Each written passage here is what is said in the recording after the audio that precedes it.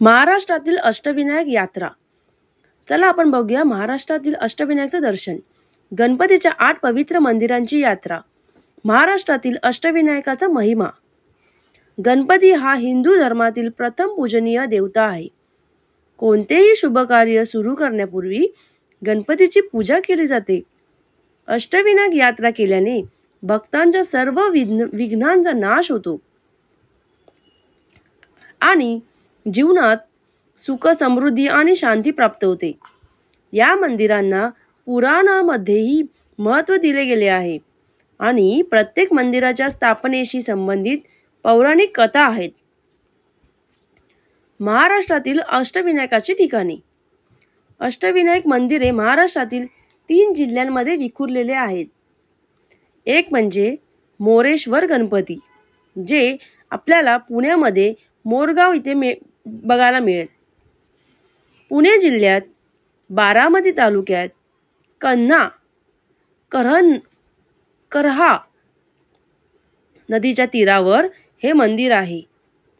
येथील मूर्तीचे वैशिष्ट्य म्हणजे येथील मूर्तीच्या डोळ्यात व बेंबीत हिरे बसवलेले आहेत. तेथून जेजुरीचा खंडोबा अगदी 17 किलोमीटरवर अंतरावर आहे. दुसरा गणपती सिद्धिविनायक गणपती.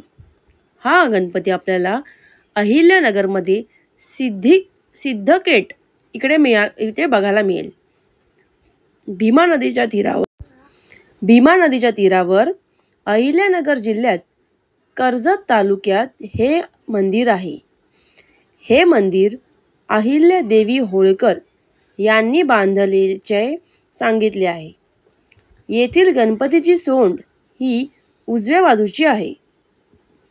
तिसरा गणपती बल्लाळेश्वर गणपती. हा बल्लाळेश्वर गणपती आपल्याला रायगडमध्ये पाली येथे बघायला मिळेल. रायगड जिल्ह्यात पाली या गावी विशाल कपाळाच्या गणपतीचे पूर्वाभिमुख मंदिर आहे. या मंदिरात प्रचंड मोठी अशी घंटा आहे. ती घंटा चिमाजी आप्पा यांनी अर्पण केल्याचे सांगितले आहे.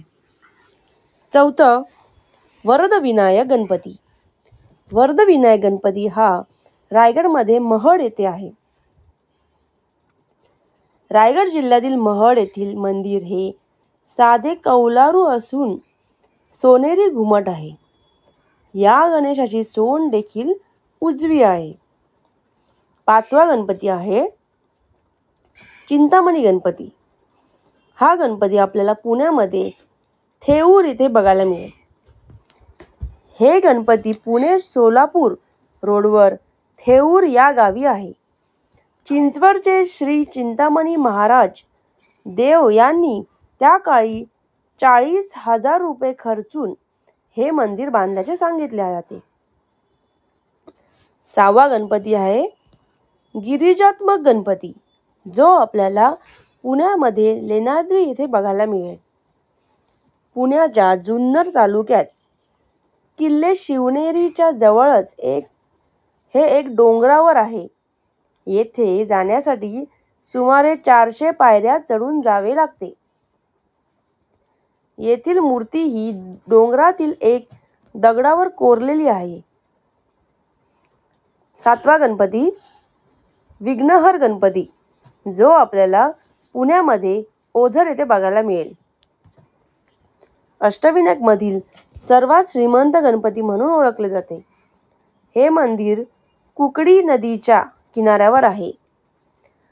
येथील गणपतीच्या दर्शनाने भक्तांची विघ्ने दूर होतात, म्हणून त्याला विघ्नहर्ता असेही म्हणतात. येथून जवळच तुकाराम महाराज यांचे गुरु बाबाजी चैतन्य यांची संजीवन समाधी आहे. आठवा गणपती आहे जो लास्टचा आहे महागणपती. महागणपती आपल्याला पुण्यामध्येच रांजणगाव येथे बघायला मिळेल. पुणे अहिल्यानगर रोडवर सर्वात शक्तिमान गणपतीचे मंदिर आहे. महागणपतीचे स्थान हे 10व्या शतकातील आहे. तसेच या मूर्तीला 10 हात आहेत. अष्टविनायक यात्रेचे महत्त्व. धार्मिक महत्त्व. तर ही यात्रा भक्तांना गणपतीच्या विविध रूपांचे दर्शन घेण्याची संधी देते. पौराणिक संबंध. यामध्ये प्रत्येक मंदिराशी संबंधित कथा भक्तांना प्रेरणा देतात.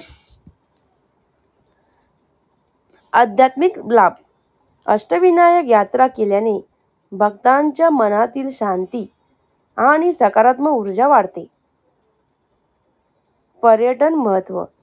ही यात्रा महाराष्ट्रातील सुंदर आणि ऐतिहासिक स्थळांना भेट देण्याची संधी देते.